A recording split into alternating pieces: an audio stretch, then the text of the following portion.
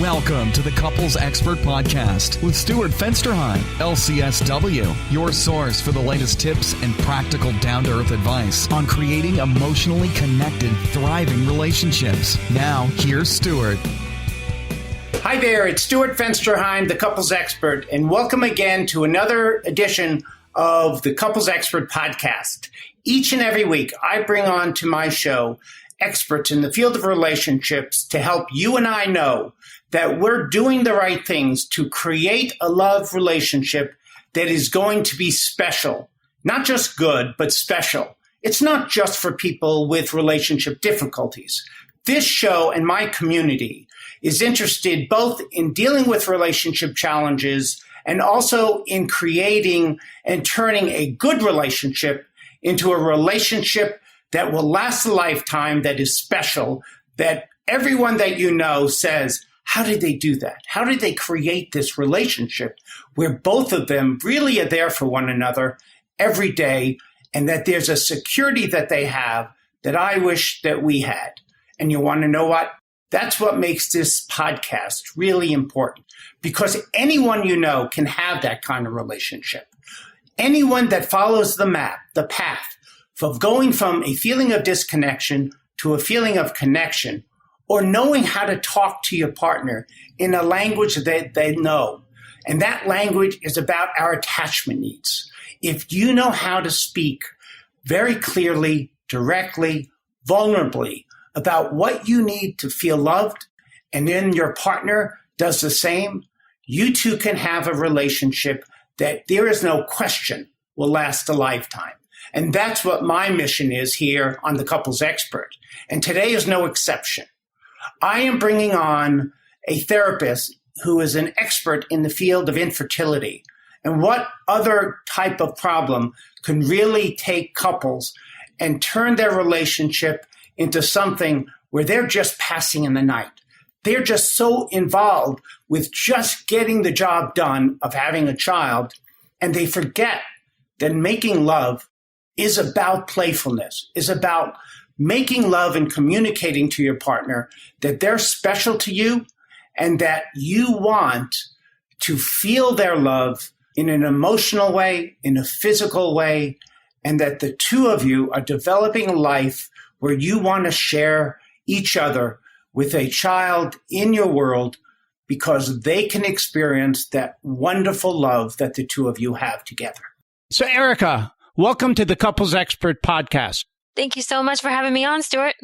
Yeah, I'm really excited to have you on because my audience, I think there's a real big segment of my audience that has this question about infertility. It's one of those things that I think most people don't bring up. And when you see a couple in your office and they're having struggles, it's not one of the things that comes right to the surface, but often I think it's there, and people don't know how to approach that subject always with a counselor. Do you find that?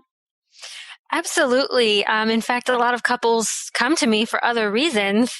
And as we're doing the initial session, I'm getting to know them. Then all of a sudden, we've been trying to have a baby for 3 or 4 years, and we haven't been successful. And so that takes us on a whole new path that wasn't even why they came to me in the first place. But that stress sometimes is the triggers that bring them into all these cycles. Is that what you're saying?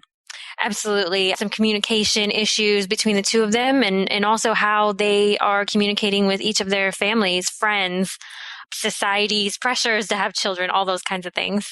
All right, terrific. You know, one of the questions I always ask my guests when they come on my show is a little bit about our field is sort of an interesting one in which, you know, we really spend our lives helping people establish these really intimate relationships. And I'm curious for you, what is it in your past perhaps, or tell me a little bit about your journey to become and make the decision to become a counselor?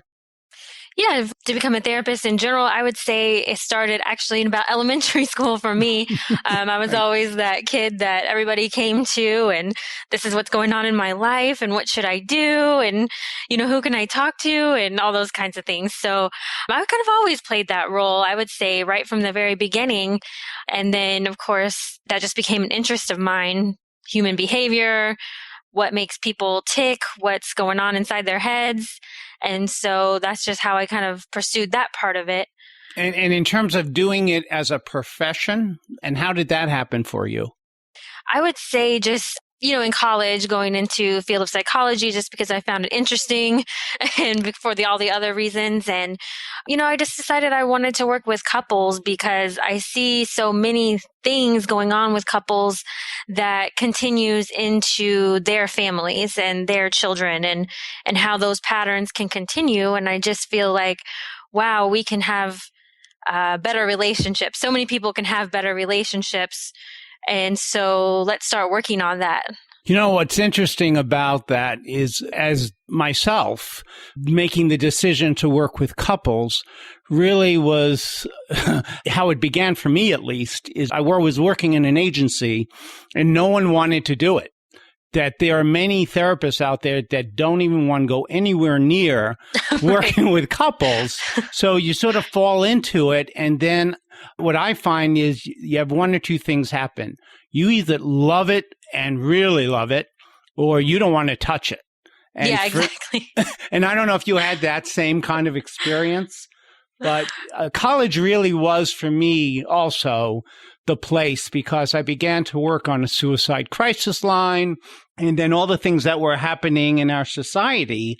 I'm older than you. So, this goes back to 1985 for me. And what I found is what I realized, and it's really not that different today. It doesn't really matter the generation, that is where the field of connections and love and changing how people behave had a lot to do with their experience in their families, and that's the beginning of it. Mm-hmm. And if we can influence that, we can influence so many things. It's true. It just starts in one place, and it's like that butterfly effect. A small change here makes huge changes down the line. And so that's sort of how you got there. How about the field of infertility, which is a very unique specialty? And I'm curious what led you there. Yeah, I think how most of us choose some of our niches sometimes, a personal experience going through infertility myself and how that affected my relationship and how we were able to get through it. And so that sort of started my professional interest in it. And then just from there, it started to grow. There's really not a lot out there about it, not a lot of resources, not a lot of research. And so that started me and my passion of just figuring this out and having conversations with people. So you had a personal experience with this as well. Mm-hmm, exactly. I know like in the field of addictions, there's often people who say, unless you've been through it, how can you help us? Would you go along with that in terms of the infertility area, that it's would be difficult to work with a counselor that hasn't had that as a personal experience? I think that's a really great question because I've worked with addictions as well. And of course, that's a question that comes up over and over. Right. With infertility, I feel that it's very unique. I feel that other counselors could certainly have empathy and ask the right questions and be able to help those couples. I think that one of the aspects that makes it good to have that personal experience is cutting through a little bit of the terminology. There's a lot of terminology. There's a lot of vocabulary, I guess you could say, that goes along with infertility and the infertility community that I think a lot of therapists would not be familiar with. So are there nuances with that vocabulary that makes it that unless you've been through it, you don't really understand? Or is it more just having the terms? I think it's a little bit of both. I think that sometimes we could ask questions that are insensitive that we don't even know. I'll give you a good example is that when usually people say they're going through infertility, the first question is, well, are you going to do IVF? So that's kind of a jumping point right to one procedure when there's so many other things, so many other options that I hear a lot of people get frustrated about hearing that question over and over again. And I think that could be, kind of a rookie mistake, so to speak. What would be a correct first question? So if there are counselors, I think my audience primarily are couples struggling with this connection or people who wanting to improve a good relationship and make it into something really powerful. But for the professionals that are listening out there, what would be the more accurate or more sensitive question? I think a more sensitive question would be something more open-ended in terms of what treatments have you pursued? What kind of things are you considering doing? How is the process going for you?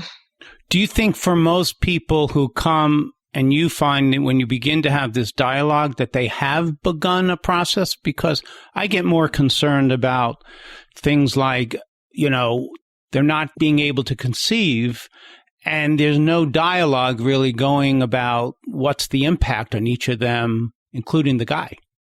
Yes, there are lots of couples that are, like you said, they really haven't even broached this topic. So I think that's a really good point.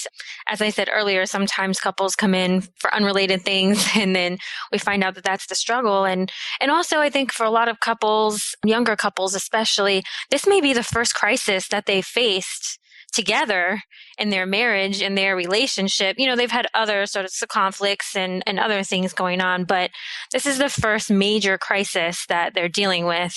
And so they really don't know how to talk about it with each other. So what I'm hearing you say, which is really interesting, is not only is this the first crisis, but it's the first, and I can't imagine anything more emotional than this. It's not like, you can have a crisis like, you get into a huge fight as a couple and you've never had a big, huge fight before, which is just about, being disrespectful or those types of things. But now we're talking about the areas of sexuality and the areas of self-image and the areas of, am I ever going to be a mom? Am I ever going to be a dad? And my family issues.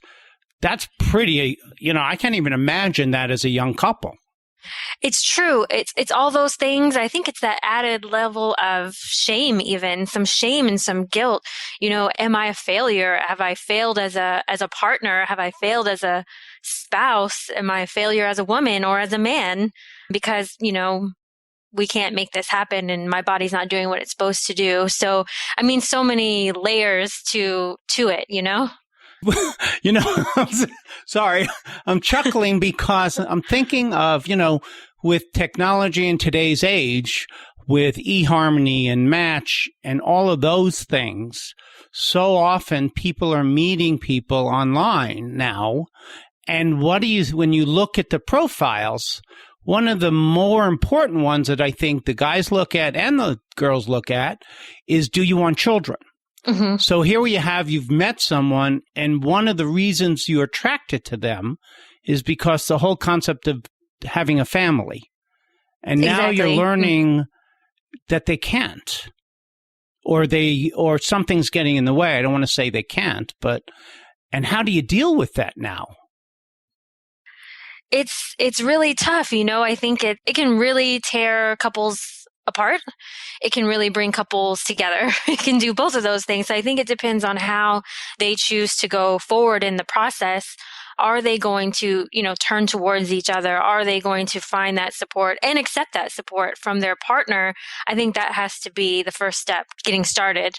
When you're talking about support here, are you talking about how the man responds to it? Or clarify what would a good supportive couple look like that now has this as a discovery? Yeah, no, good question, because I think it can look like so many different things. I think a supportive couple for me looks like a couple that is able to share those concerns with each other, some of those deeper emotions with each other. It's couples that are able to turn towards each other and say, man, I'm having a really hard day today. And for the other person to say, yeah, I'm having a really hard day too.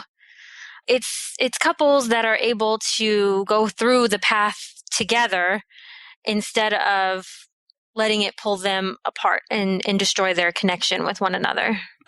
Do you find that in light of this, in light of the sensitivities that come, the immediate response for most women is to try to do this alone? Meaning, so here I have this issue, because what I see in my office quite often, whether it's infertility or other issues, someone going, well, this is my problem, I have to deal with it. Because let's say, well, he's not the one that is having the issue. His sperm count's fine. Everything is fine for him. So I have to deal with this on my own because it's my problem. That does happen, and that can be actually for either partner, depending on which factor it is, female or male, in that way. And yeah, I do see that a lot with couples, that the person whose factor it is, who's contributing to the medical part of that, right, they can retreat and they can just feel like, well, nobody understands what I'm going through. What I hear a lot is people don't want to be a burden. They don't want to be a burden on their partner, on their family, on their friends. And sometimes it can become all that you're talking about. Like that's the only thing that you're even able to think about, talk about, relate to other people about. And so it can just become a little all-consuming when you do start having those conversations. And so some people kind of pull back and retreat because of that. Right. Now, what's always interesting when you bring it to the surface is the whole concept of, when you get both people talking about this finally, because that sometimes is not the easiest thing to do. What I have found is couples that come to my office and we begin to talk about this feeling of feeling alone in the relationship. And the person that does not have the issue, and in this experience that I'm reflecting on, it's more the man who doesn't have the issue. It's the woman that has the issue in terms of accounts and things like that. And what happens is he starts feeling so alone that she won't even talk to him about what's happening. Like he doesn't matter in the equation. And then when they begin to talk about this as a partnership, which is they're having a child together, there's an incredible closeness that can get created here. And I wonder if you see a lot of that.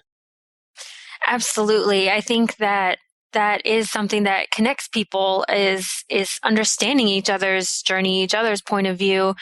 Isolation is a big component of infertility, and that can be on an individual level or a couple level. And so I think that's spot on, being able to hear out your partner.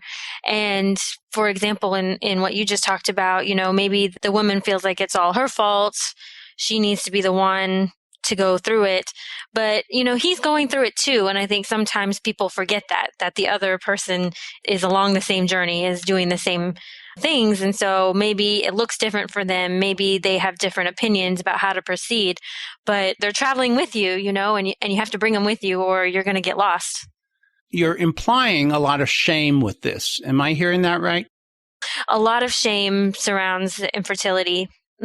Talk about what that's like and what your experience with couples have been dealing with that issue.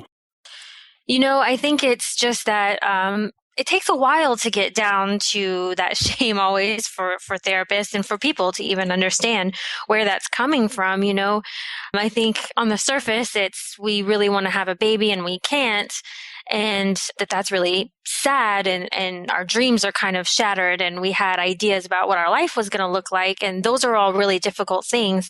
But I think when you kind of really start digging and you really start getting into it, you get to the point of, well, I'm a failure as a person. As a person or as a partner? I think as a person and a partner. Okay. Describe the shame as a person and how that comes up. That usually comes up with whichever partner is dealing with the medical part of it. So if it's a female factor, then usually, women tend to think, well, I was put on this earth to procreate, to make children, and that's my function, And so, I'm not a worthy person if I can't contribute to society in that way. So with all the advances in sort of the women's movement and women being able to sort of work and equal pay and all those things in society, you would think sort of like we've just about gotten where we need to get to. What I'm hearing you say is the old messages still are really, really deep. I think so. I see it a lot. And I'll tell you, it happened to me too. I was the same way. And I'm definitely, as you're saying, a feminist and all those kinds of things. But I definitely felt that way. I felt like, I'm letting my partner down and I'm not doing what I'm supposed to be doing. And so I think that those things are just so ingrained. There's such old evolutionary ideas that, yeah, we can think about things a little differently, but that drive is still there. What do you think we can do as parents to help our daughters not to really have that come up if they happen to have this struggle? Do you see anything? I mean, I'm thinking of my own kids and I'm going, gosh, I hope I did a good enough job that if they can't have a child, they don't see themselves as worthless. Right. And I think it starts, well, I mean, that's a good question. I think that's kind of a hard question. I think And I know it's not your specialty. Right. This is not your specialty, but I think it really comes with this to really think about it. No, I think it's a great kind of topic to dive into. I think it depends on what values that we've sort of instilled in our families from a very young age. Is it the most important thing to have a family? Is it the most important thing to get a doctorate? Is it the most important thing? Right. It's that pressure that we put on our kids. It is. And I think that many times it's so unintentional. And so as our kids grow up and get married and all those things, I mean, I wasn't even married and I was already getting the questions of when are you going to have a baby? Right. And so, and of course, nobody was saying that to be hurtful. People were saying it because, oh, it's so exciting. Right. You're going to have a baby. And, well, maybe, but maybe not. Yeah. And I think it starts probably really young because, at least with our family, I can recall my mother when I was probably 7, starting to say, I'm really looking forward to the day when I can have grandchildren. Right. And then if that sort of is an ongoing thing, and for most families it is, then you're here. Now there's, okay, it's time, but now I can't. Mm-hmm. So am I letting my mom down? Am I letting my dad down? Are they going to pass away and never having, as a man, what comes up and has come up in the past with lots of people is, so my namesake now is going away. Mm-hmm. I have no one to pass my name on to if I don't have a son. Well, that's more of a son-daughter thing, but still, it's having a child. I've heard that definitely before. And then just having a family member to pass along and continue along. It's important for many people. And like I said, it's also an exciting thing. Oh, we're going to have a grandbaby and how exciting that is. And so those questions are sort of natural. And if couples aren't willing to share their struggles or haven't gotten to that place or have chosen to keep that a private matter, then inevitably those questions are going to come up over and over again from family and friends. And it reminds me of, my mom has this shirt now because we have so many grandkids now that she has a shirt with all of the pictures of all the grandkids on it. And I'm thinking, she's wearing this. She comes over to my house. If my wife has been unable to have a child, there's this subtle message, not intended to be hurtful or to, cause harm, cause sensitivities, but wow. Yeah, and I think that that's the key for couples going through this. It's hard to remember, but yeah, I don't think people are trying to be insensitive or hurtful. It's just that when you're in the middle of it, those things are really hard. And like you said, they're so subtle. Right. And I think what that says to me is the more a couple can get comfortable with what's happening to them, the more in a situation like I described, if my wife did have this challenge, for me and her to be able to say to my mom, please don't bring that shirt because it makes me feel bad. Right. To really allow yourself to have the sensitivity you have and share it and feel okay with that. Yeah, and it can take people a while to get there, like you said, to feel okay with it because it can be a challenge. What do you find helpful for couples that you're working with who are struggling in having that dialogue, even with one another? And what recommendations would you have for a couple in terms of how to talk about this? With each other or? Yes, with each other. Yeah, I have a few kind of strategies that I think are essential. And one of them is setting a 20-minute rule. I find that to be so important. There's usually one partner who kind of nonstop wants to talk about this 24 hours a day, anytime that they can bring it up, they do, because that's just how they're processing what's happening for them. What that does is it kind of causes the other person to shut down. They just can't continue talking about this same subject matter over and over and over again all day long. And so implementing that 20-minute rule where this is our time, and I do suggest setting an actual timer. This is the time that we're going to spend talking about this and processing, what each person is going through, validating each other, of course, during that time, really trying to understand each other's experience. And when that time is up, it's time to focus on some other things. And what I want to make sure my audience and my community of listeners is aware that Erika has been so gracious, and she is giving to us a downloadable PDF on ways to nurture your relationship when you're dealing with this. And I want to just thank you very much. And my audience, I'm sure, thanks you, because that's quite generous. Well, I hope that people find it helpful. I've kind of outlined some strategies in there that I've found to be very successful. There is so many options out there for couples in terms of trying to figure this out. And I wonder if you would talk about what is that process like? So here you've been trying to have a child. It's not happening. What should couples do? Do you mean in terms of the medical side of things? Not so much medical, but in terms of, medical I'm sure is part of this, but how do you go from, so you're wondering about this, why isn't it happening? Now, how do I go about dealing both from a medical standpoint and an emotional standpoint to really figure out what to do? Or what our options are to do, really. Yeah, and I think that's where couples sort of have to take this team approach, like we're going to work together as a team to figure this out. And so kind of deciding what those steps should be together, and that can be having some testing done, going together to a doctor's appointment so that both people can hear what the recommendations are and both people can understand. There's numerous ways to get support out there too, which, there's resolve.org has links to different support groups in your area. So if you wanted to start at an actual support group with other couples that are going through the same thing, that's always a good option, I think. Going to therapy to figure this out together and how to resolve those things. Talking to people who have been through something similar, or finding a way to get connected to those people, I think are all kind of ways to figure out, okay, what the heck do we even do now that we're in this situation? Is this a field in which there are lots of advancements now in terms of people who haven't been able to conceive now being able to?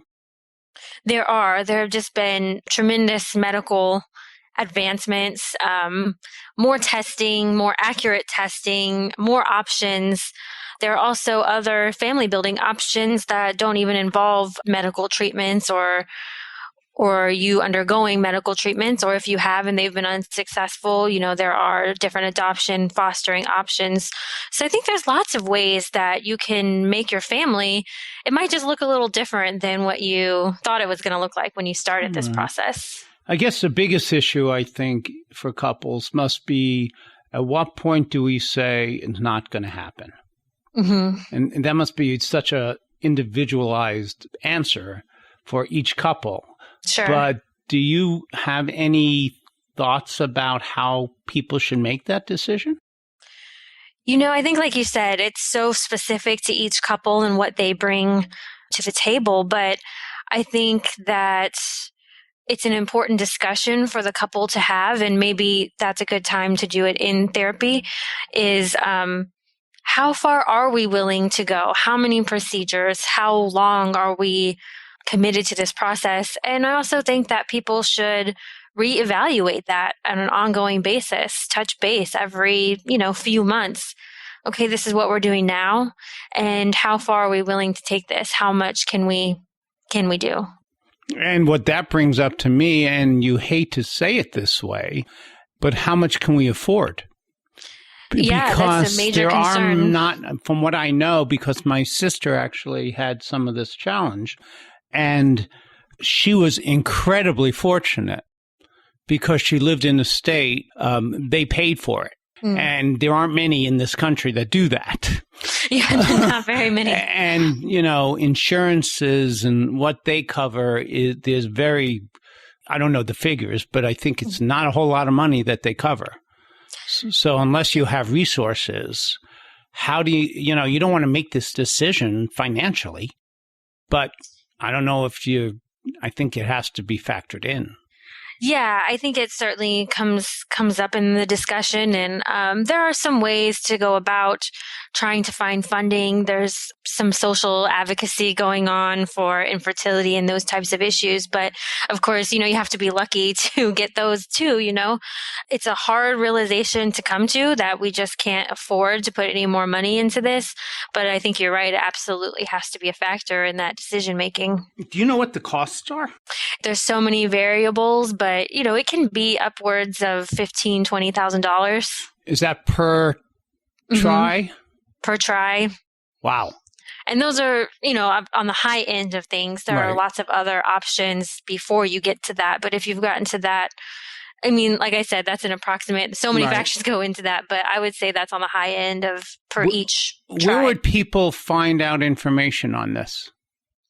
Good places to start would be resolve.org. They have so many good resources available on there. And also ASRM.org, which is American Society of Reproductive Medicine.org. Those are some of the best websites to start kind of looking around. Great articles, helpful, good cheat sheet kind of things. Oh, great. And are there support groups that people can be involved with as well? Absolutely. If you look online, there's numerous online support groups. You can look on Facebook or, basically all over social media to find different online groups. And then I think I mentioned earlier, if you go to resolve.org, you can actually find in-person support groups. They're usually peer-led. Some are professionally led in your area. What do you feel that you've gained the most from working as an expert in this field, as having that expertise in the area of infertility? What have you learned about yourself? I think what I've learned most about myself is that I'm just, I'm so surprised at people's strength, at people's resilience to overcome something that's just so emotional, as you mentioned before, something that's just, we have no idea how to navigate this. And I think I've been also very surprised, both surprised at individuals' strength in being able to get through this process and surprised at how many couples are able to strengthen their relationship, even though they're going through something so difficult. It really, as an emotionally focused therapist, I talk all the time about connections and vulnerability. And I think the more we recognize, and I think Brene Brown is someone that I really respect quite a bit, and she's done so much with vulnerability in her research. And I think every time I look at what she talks about and what she's written about in my own experiences in my life and in my couples' lives, the more vulnerable people are with their partner, the stronger they feel about themselves and about their relationship. So the fear of vulnerability will then have my partner turn away from me. I haven't really seen it. And what I'm hearing you talk about is couples that are vulnerable about this end up stronger, closer, regardless of the outcome. Of whether they have a child or don't have a child, they're better for it, and they love each other greater. Right. And that's spot on, that vulnerability piece. And I, of course, love Brene Brown, too. I think we all do at this point. But yeah, that's exactly right. I think it takes that little bit of vulnerability, and I'm gonna share a little part of my heart with you, and you're going to share a little part of your heart with me. And it's when we try to hide that from our partners, or when we sort of cover up, we put those walls up, that can really damage our relationship. And that could easily happen in these situations, I think. But the couples that do are willing to go there and are willing to share those deep emotions and vulnerability are the ones that, like you said, they end up stronger. We're almost out of time today, and I really appreciate you giving of yourself and your time today. You're quite generous, and I can tell even, when we talked before we started recording how passionate you are about this.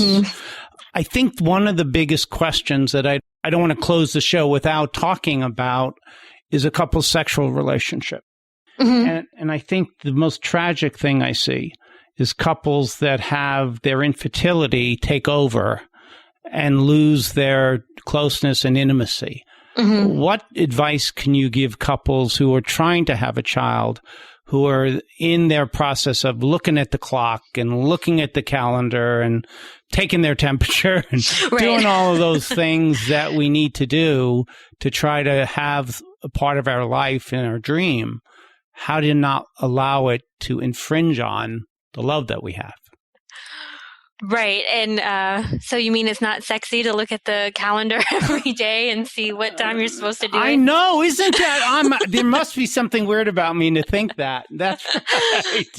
No, it's a great point because I don't think couples even realize that this is going to happen at the beginning of this process. It's like, okay, well, you're going to do it on days 12, 14, 16, and whatever the doctor tells you and how that looks. But so, I think most couples are like, yeah, that's going to be great.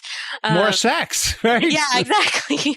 But it can become rather mechanical, rather, just for the point of procreation. And there's, some rules to different things and some structures, and it really can take the intimacy out of it.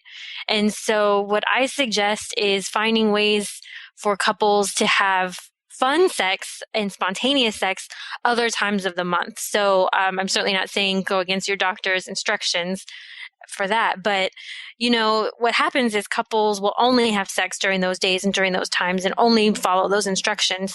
And so I always challenge couples, well, did you know that you can have sex in the morning? You don't have to only have sex at night, or do you know that you can have sex in other rooms of your house? So I think trying to bring some fun into that is going to be an important thing. It also takes a little bit of pressure off of, okay, we're having sex right now because we really want to have a baby. And if we don't have a baby from this moment, then, what does that mean? And what do I do if we're not on the schedule day and you're turning me on because I love you so much? Am I allowed to do something with that? Yes, absolutely. And so, as I said, of course, you need to ask the doctor for those parts. But yeah, I mean, what's to say that you can't have sex during other times of the month, and sometimes couples get that in their heads that, these are the days and this is what we're going to do. I've even recommended to couples to take a month in between all of this and have it be a no baby month. Yeah, I think that's 30 days, just have sex whenever you want to because you love each other, and forget the calendar, forget the time, forget the doctor's suggestions. Just live.